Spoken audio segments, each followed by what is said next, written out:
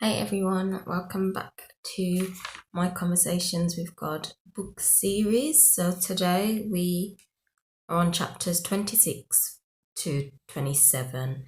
So in these chapters he basically was asking, will the world always be as it is? Will there always be problems in the world?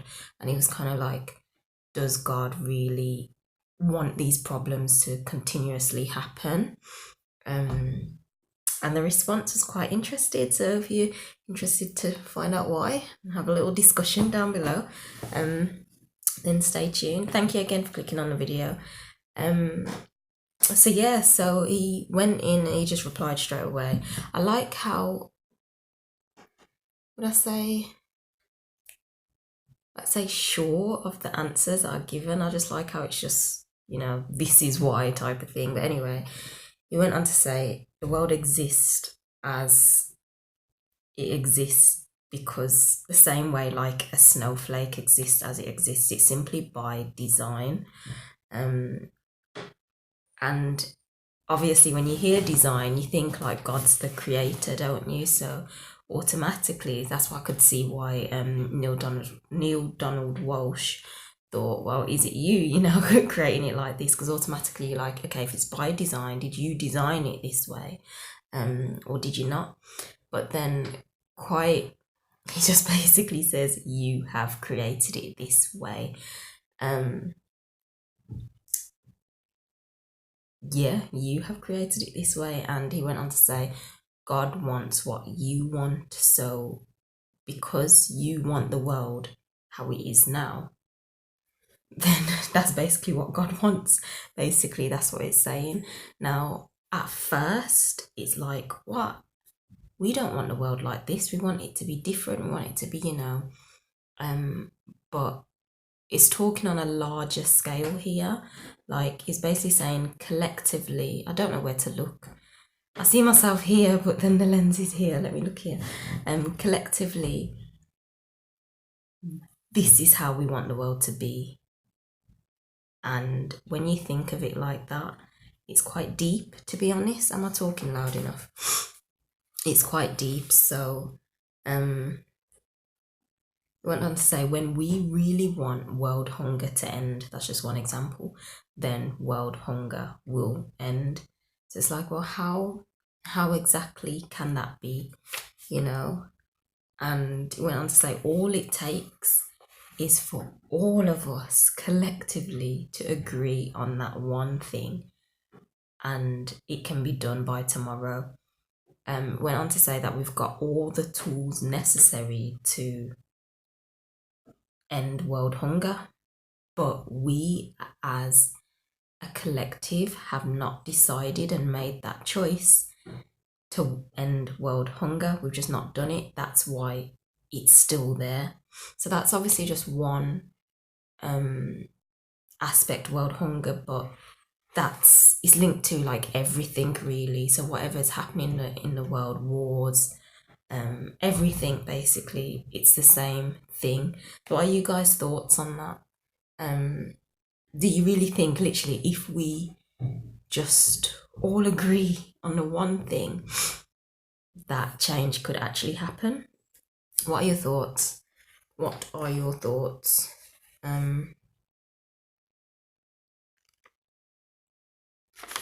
Yeah, it went on to say, we just all need to agree, but rather than just all agreeing on it, which I know it's making it sound so easy, like yeah, we all need to agree, but obviously it's not that easy. It's that simple, but it's not that easy to get everyone to agree.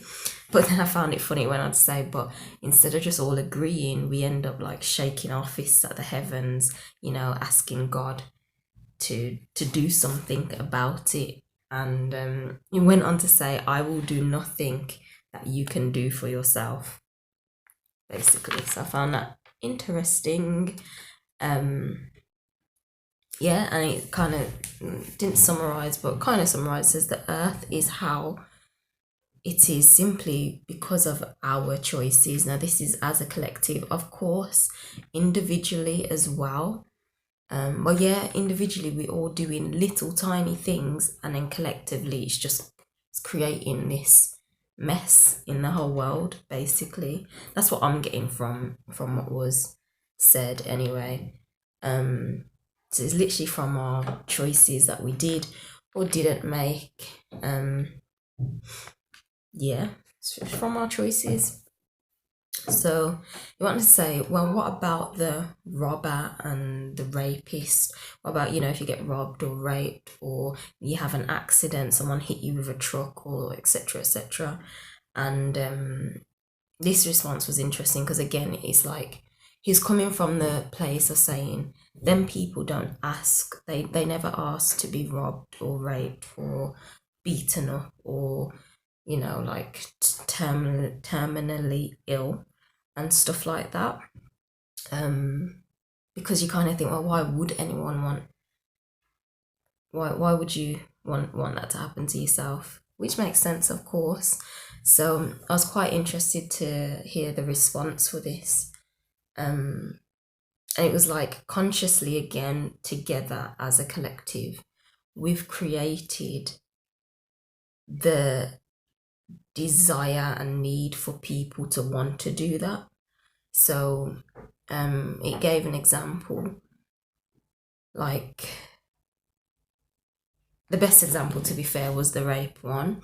It says, put away the taboo of sexual energy and teach it how it is meant to be taught, and how they can actually channel that into a positive way, etc., etc. And then actually doing that rather than like overly sexualizing sex, or trying to keep it hidden and taboo, just all of that stuff. Teach people about it, like the proper meaning and all of that type of stuff, and then people are more knowledgeable on it, and then that desire and that urge to kind of should slowly go down. So I get it from that perspective. That makes sense. Because that's one thing that is taboo. And in terms of robbing and stuff, it's like, well, feed people, put an end to poverty and that type of stuff, to put an end to just unfair treatment, people just unfair with whatever the government are doing, etc., etc. And then that need for robbing should also go down. So to be fair, I get that. It's about working together, and because we're not working together and the people, say, above us are just like in control of stuff, these problems are there. It's like I seen a picture. Obviously, I'm not editing this video, so I can't put it up or anything, but I seen a picture and they had like all of the top people. They were just like cartoon images, so it weren't anyone important, but it was just like, proper high class people sat around a table, and underneath were people kind of like bent down holding a table, and the writing said, if only we would just stand up, then we'd put an end to their game. And I found that interesting. That's kind of how I'm relating this. Like, if we were to literally come together and do that, because the truth is we are the majority, aren't we? Just like in slavery, there were a majority in a household. But yeah, they're just kind of controlling. They're controlling, and the world is just how it is. And then he went on to say, what about accidents then? Because of course, accident, that's not like the whole world's doing this, so it's causing youth to act out like this. So accidents just happen. You could be in a car crash, or you fall off a ladder. It could be anything. It's like, well, what about them? Then people don't ask to break their leg after falling off a ladder. And it went on to say, think of them type of accidents as smaller pieces in the bigger picture, basically. And then it went on to say, ultimately, we are here individually to work out our own salvation. And then straight away it says this is not like the salvation from the devil's snares. And then it briefly said, which I'll go into another video, I'm sure it mentions it a bit later, it says the devil and hell do not exist, but it didn't go into it, so I won't here. I'm more than sure it does later, so we'll have a big one about that.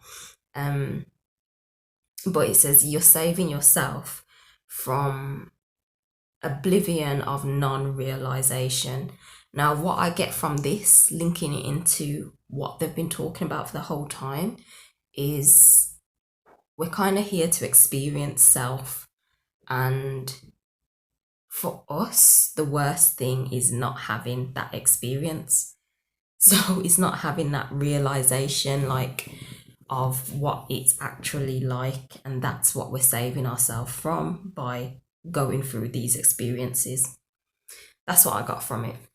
And it went on to say, you can't fail. This part here I found quite inspirational. It went on to say, you can't fail in what we're doing on earth right now. We can't fail. But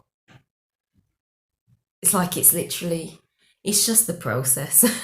And we can't fail at it. But if we don't see that we can't fail, then we'll constantly create struggle in our life. And it went on to say, some people even, there's so much struggle that they make a religion around it and try and say that struggle is the point of living, you know. In Christianity, that's said, you know, you kind of meant to struggle because blah blah blah blah blah. But that's not the case. It's basically surrendering, and it's just not struggling. It's trusting, accepting the process of life. It's knowing that, oh, I'm not gonna fail anyway, so whatever is type of thing. And allowing. For me, what do you guys think of that? For me, I found that quite comforting, because sometimes you go through stages in life and it's just like, oh my life. It's just like, come on, type of thing, come on. But I guess when you look at it in a way like, well, regardless, I'm not going to fail anyway. It's like, they say many times, you know, if you could do anything and you know full well you're not going to fail, what would you do? Whether that's starting a business or starting another hobby or whatever. But that is basically life. That's basically life. And it's hard to see that, because you're not taught that. You're not shown that. You're shown a lot of the struggle, whether that's through programming of loads of different things, through school, through TV, through religion, through walking down the street. It's everywhere. And yeah, so it's basically just surrendering and trusting the process. We've heard it all the time, that phrase, trust the process, trust the process. That you're victorious then, aren't you? And you just trust and just go with it. And he just went on to say, accidents happen simply because they do. It's just life, basically, for the accident. But then some people, you might think, oh, that's unfortunate that happened, that accident happened. But going back to what we spoke about on Monday, in the last in chapter, was it 24 to 25? We don't understand the soul's intention and what their desire is and their purpose, what they want to do and what they want to experience on this earth. So other people looking out might think, oh, that accident was very unfortunate, but that particular soul's intention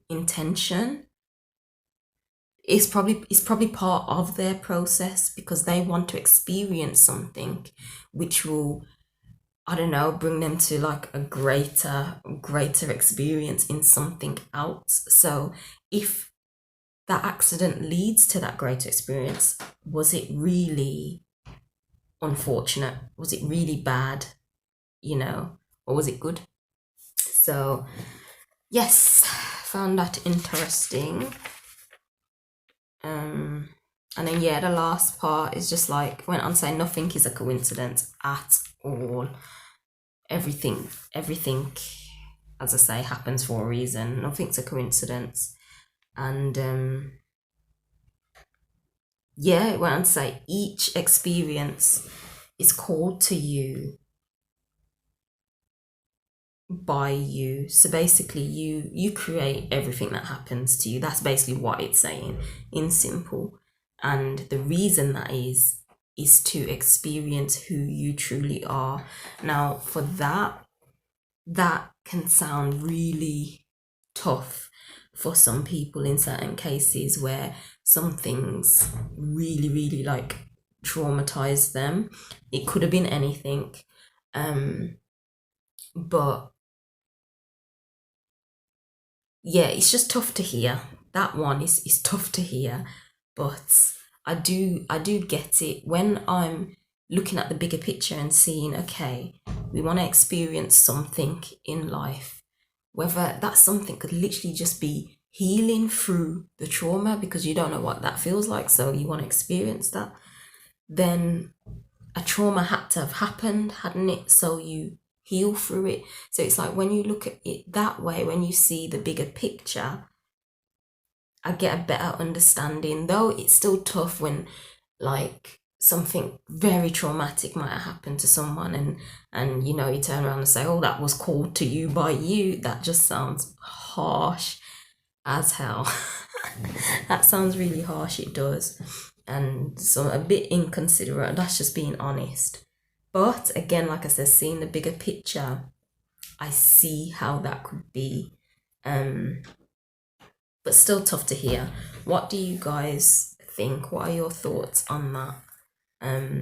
Because that's the hardest thing to comprehend, really, for people who have gone through a lot.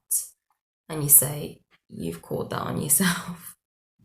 Oh, that's tough to hear. That's very tough to hear. But we don't know the soul's intention, and we're still figuring out our own, aren't we? Really, we don't even know our own because we've forgotten. So yeah, and then it ended on just the example of Jesus. You know, he could have ended the crucifixion. He could have just left just like that, but he didn't because it was his soul's intention to go through that. That's what he wanted to experience, so he did.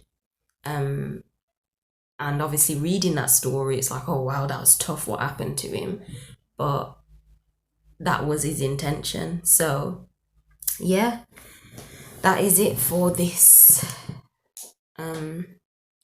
this video. What do you guys think? Comment below. I know this was meant to be up yesterday, but I totally forgot, so I'm doing it now. And yeah, I will see you next Thursday. Bye. Oh.